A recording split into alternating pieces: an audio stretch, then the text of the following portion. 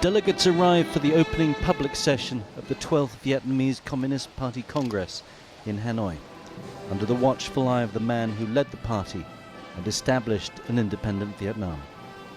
A few veterans from those early days remain, but this is a congress about the future, not the past, and who will lead Vietnam into a new era of reforms.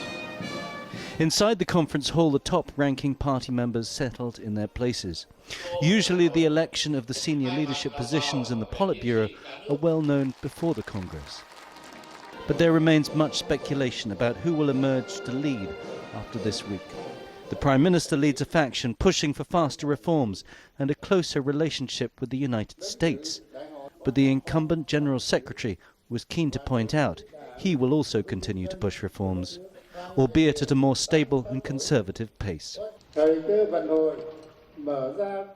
Big opportunities have opened up.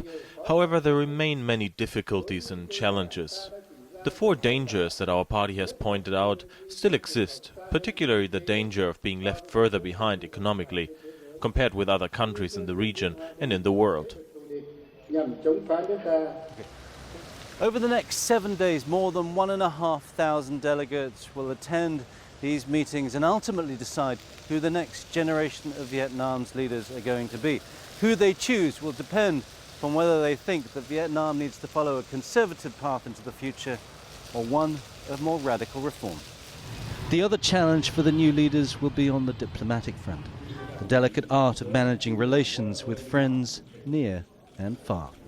The broad consensus seems to be to maintain a fine balance between the United States and China. Vietnam seeks closer security ties with the United States, but it will not follow the example of the Philippines to have a close alliance with the United States. But perhaps a bad omen with the news that one of Hanoi's most loved residents died as the Congress got underway.